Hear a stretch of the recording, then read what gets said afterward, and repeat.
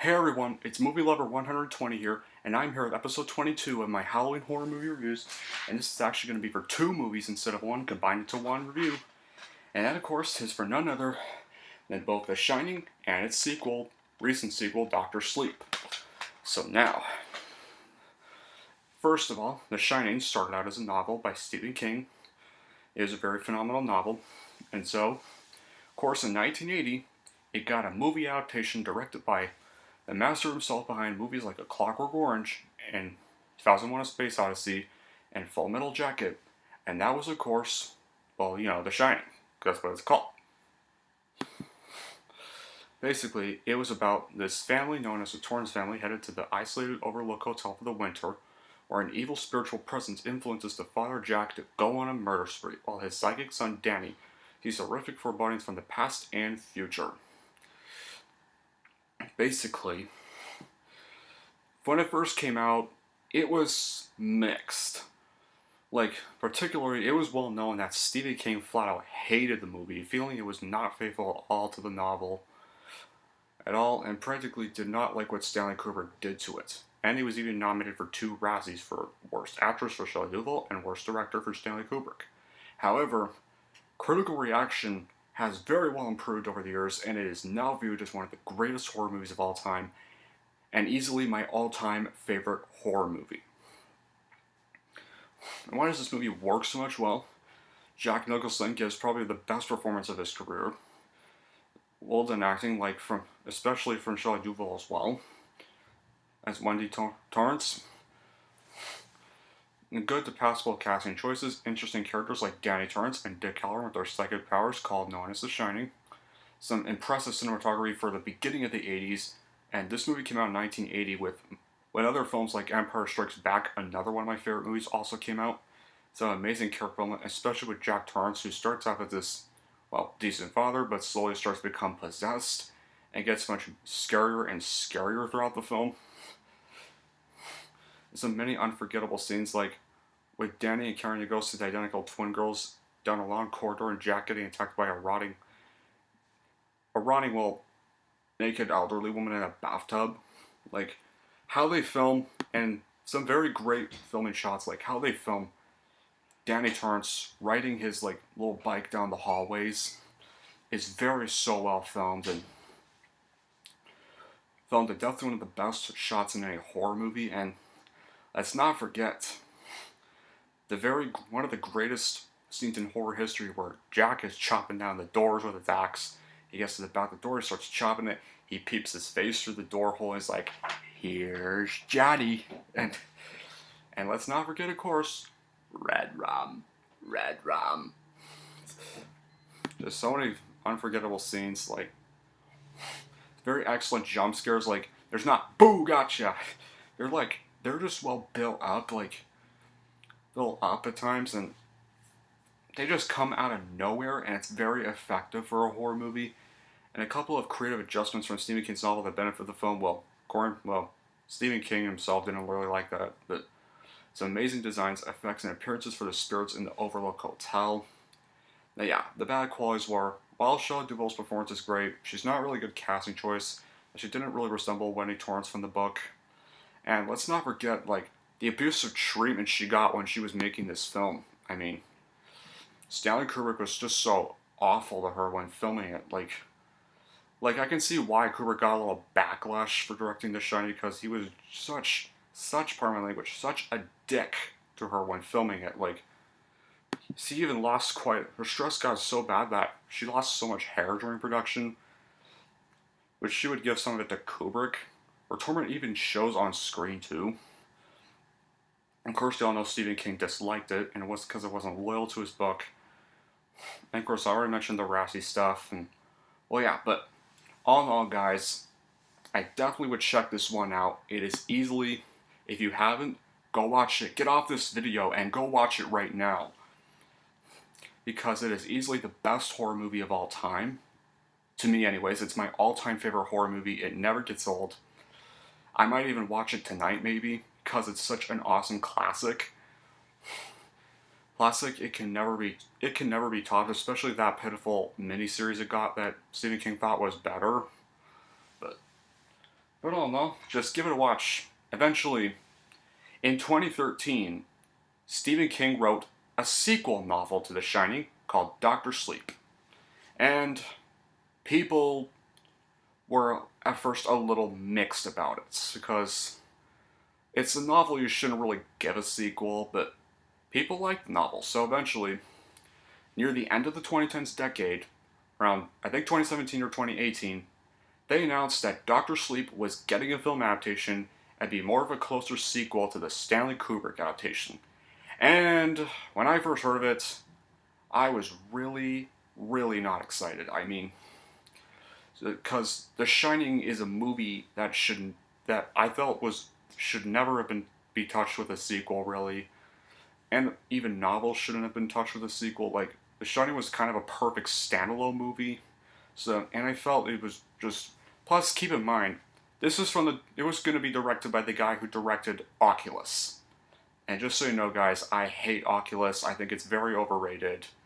But I might do a review of that one day, but I'm not going to get into it now. It just really sucks. But I'm not going to track with Dr. Sleep, but Mike Flanagan did have some other good films that came out, like Gerald's Game, which was actually a pretty good masterpiece. I definitely would also give that a watch. It's on Netflix. Very well shot, very disturbing. And now, but once Doctor Sleep did come out, that when I heard, but I started giving a bit of a chance, and I heard they were going to cast Ewan McGregor as Danny Torrance. So I actually said, okay, maybe this might be good. Let's see how it goes. So once the movie came out, I actually loved it. Went to see it in theaters opening weekend, and like I was blown away. I didn't expect it to be an actually pretty good sequel. However, was it as good? Was it better than The Shining? Well, I mean, the Stanley Kubrick adaptation? Well, no, definitely not. I wouldn't go that far. Shining is still the better movie, but this was still a pretty good sequel, but it's definitely not as good as The Shining. I'm definitely gonna say that. Well, what is Doctor Sleep about, anyways? Well, it starts off in 2018, so that's nearly almost 40 years after the events of The Shining. Danny Torrance is now grown up and struggling with alcoholism over the trauma by the sinister events that occurred at the Overlook Hotel when he was a kid. His hope for a peaceful existence soon becomes shattered when he meets Abra, a teen who shares its extraordinary gift of the shine.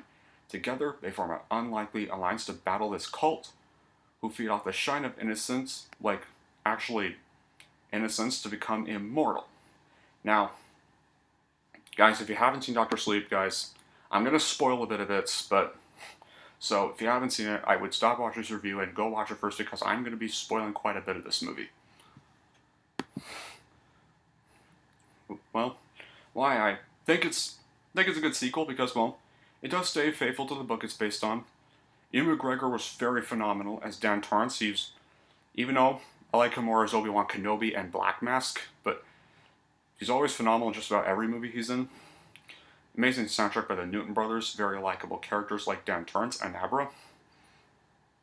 The film uses the creative twist on the Warner Bros. Pictures logo where it's old style to make it accurate.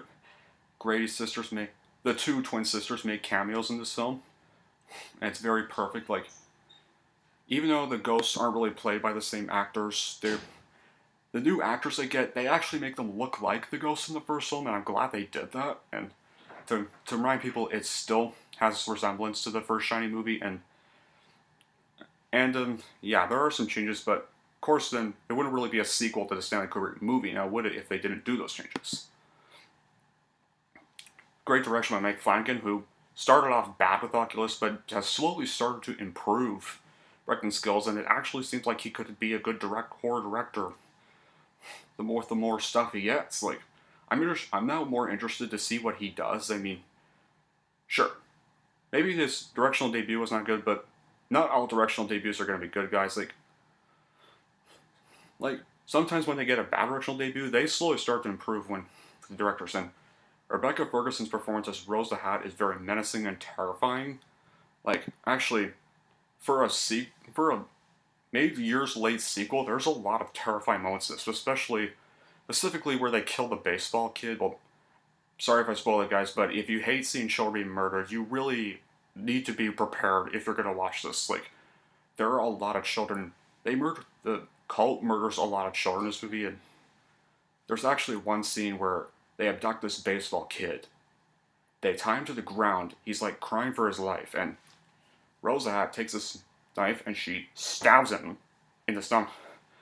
Like, when I first saw that in theaters, it disturbed me. Like, apparently I heard even the kid's performance actually was that good. It actually brought Rebecca Ferguson to tears. I'm really not surprised even. Like, ugh. I think I almost nearly had to walk out when that part came on.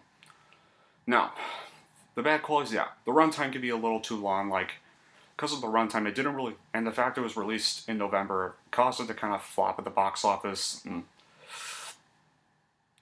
I feel like if it were released around Halloween, it probably would have made a much better profits and probably got a little more money, but oh well. I mean, it was kind of a crowd month anyway, so I don't blame it for kind of wanting to dump it to November. And the race change of Everstone, but I think that's about it for the bad qualities, really. It's still a pretty good sequel. May not be as good as The Shining, but I respect, if you're not a fan of Dr. Sleep, I respect your opinions, guys. But I personally like it. I still think it's a pretty good sequel for what it is, so, yeah. So, yeah, my final ranking, check out The Shining. Easily, to me, is the best horror movie ever made. And I guess if you're maybe interested, I guess check out Dr. Sleep, depending on your opinions of it, but maybe you might like it, maybe you might hate it, but it'll depend on your opinions. But, well, if you're old enough, of course, anyways. But all in all, do check them out if you're interested in that. So, how would I rank the two movies? Well, here's how I'd rank both of them. I am going to give The Shining a flat out 10 out of 10. And as for Dr. Sleep, I would give that film an 8 out of 10.